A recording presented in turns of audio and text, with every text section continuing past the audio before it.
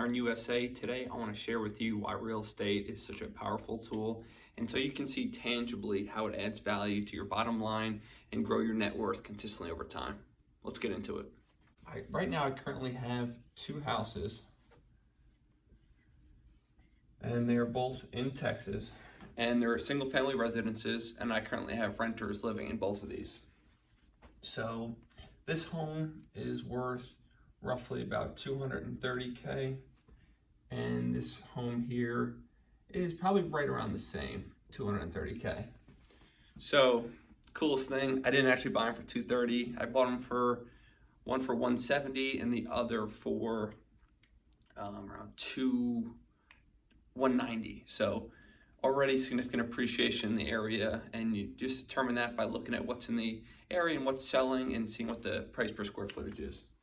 So let's keep that simple. So we have two single family homes. My home here is renting currently for $1,700 a month, and this home is renting for $1,550 per month. Probably could have got a lot more on this, but it is what it is. It's my first renter. I got nervous, just wanted to make sure it was off the market. So now there's three things that are driving my cash flow and my net worth every single month that adds up to around $2,800. And that's, one is cash flow. The second is appreciation. And appreciation is simply the increasing of value of an asset over time. And then three is equity pay down. Equity is simply when you pay off a loan every month and a certain portion of that payment's actually going towards the principal, the amount you owe, and decreasing every month. So what is cash flow? How do I calculate that? Well, on this property, my mortgage is $1,200. Your cash flow is going to be what's your rental income minus your monthly all-in expense for the asset. And in this case, this house, it's $1,300 a month. So combine this cash flow, that is $350. This cash flow is $300. So that's a total cash flow of $600. That's money I can actually feel in my bank account every month. So I think it's probably easiest to go over equity next. And equity, again, is the paying down of that loan over time. So right now on this house, I think I owe $145K, and this house I owe $180K. So every single month, that principal and interest payment, a certain portion of that's going towards my principal, and at the front end of the 30-year mortgage, you're really only going to be chipping away maybe $250 of actual principal until you get to the later 15, 20 years of that mortgage, where you're actually paying a significant maybe $500 or $600 a month of principal pay down. So I'm still in the early phases on these two mortgages. So my equity pay down in each mortgage payment, and you simply look at your monthly mortgage statement, it'll show you what your principal pay down was. And in this house, my equity every month, and again, this is going to increase every single month, every single year. And this is right now around $250, and it's pretty similar to this, and it's another $250 a month. So that's just looking at your statement, and that's because the reason that adds to your net worth is because you own more of that house every single month because you're paying that down, and that is equal total of $500. And now for the most exciting part.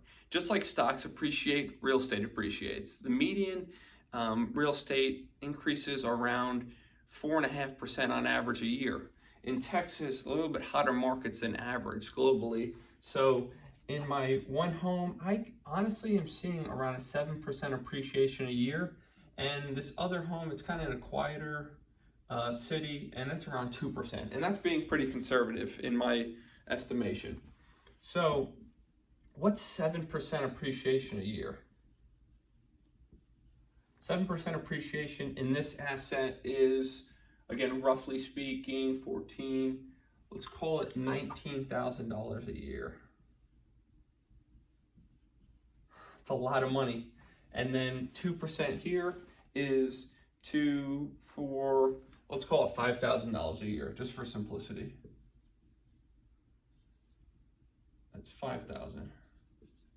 So adding these two together per year, I'm at $24,000 a year. And if I divide that by 12, that is $2,000 a month of net appreciation.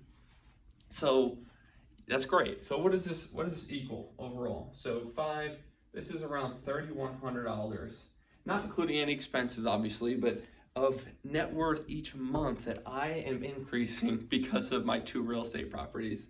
That's insane. So the thing you've got to understand is that investing in real estate is a slow accumulation of wealth. Why? Is you can't touch any of these actual net worth increases, right? This one is locked up in the house, and this equity is locked up in the house. The only one you could see and feel every month is this cash flow. So this is why real estate, once you buy it, doesn't feel like, oh, I'm getting rich, I'm making so much money, I'm making 3,000, because you only feel that much money, which isn't a life-changing amount of money. But over time, as your property appreciates and your houses become worth a significant amount of money, you could always borrow loans out on the equity of your mortgage to pay for more assets, and again, to drive more of this rinse and repeat. So hopefully you're excited about real estate, because you can see the massive impact it can have on your net worth and ability to grow over time. Just imagine these 2 properties, once in 20 years time, the mortgages are paid off, and just imagine what rents will be in 20 years time. It'll be even higher than the 17, and that's all cash flow. That's gonna subsidize my lifestyle as I'm in retirement and in my later years. So view this as an amazing opportunity. See the 3 areas that are gonna add to your wealth, and make sure, right, when you're investing in real estate, make sure there's the cash flow. Make sure your area is appreciating significantly. It's not an area that's kind of dying off or jobs are moving away, like California, for example.